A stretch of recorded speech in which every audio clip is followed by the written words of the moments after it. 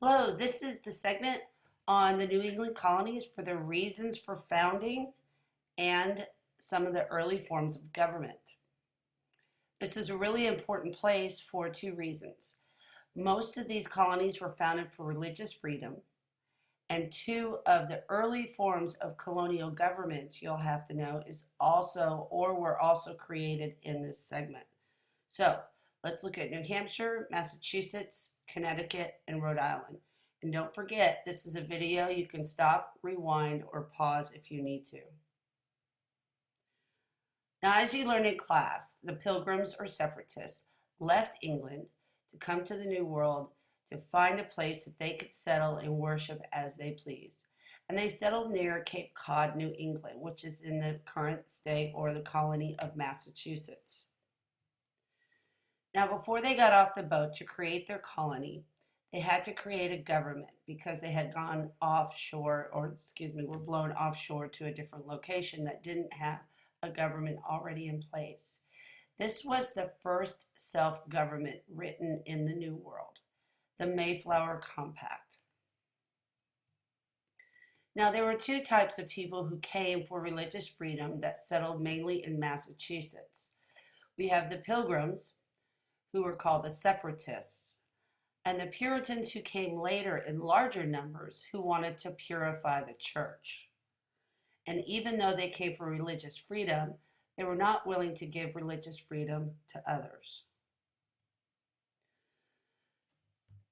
As you can see, there are some differences between the Pilgrims and the Puritans. You'll see on the outside of this Venn diagram, and of course, some similarities inside.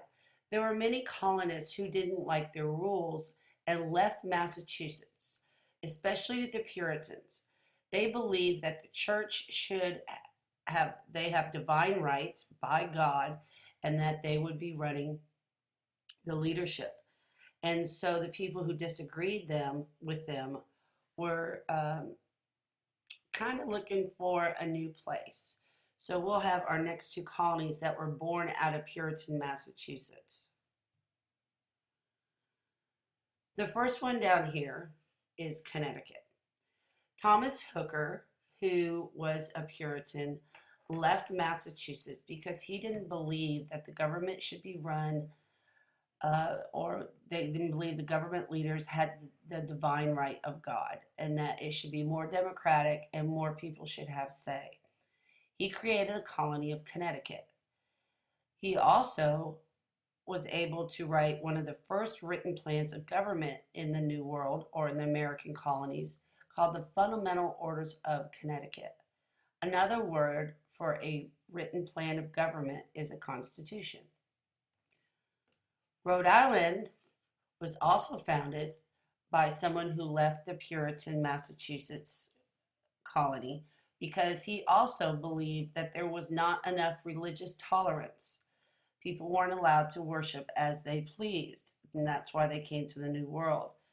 Roger Williams also believed that they should have paid for the land from the Native Americans. And so he befriended many Native Americans and created the colony of Rhode Island. The last on the list is New Hampshire. New Hampshire is a little bit different from the other three. They were founded by a group who came there as fishermen. The geography worked very well for this type of environment and occupation in the New World. All right, that's what we have for why the New England colonies were founded. Just to be clear, today this is the state of Maine. Maine was not one of the first original 13 colonies. Massachusetts claimed this as their land, but the main part of the population lived here. All right, good luck. Ask questions if you need to, and rewind if you need to.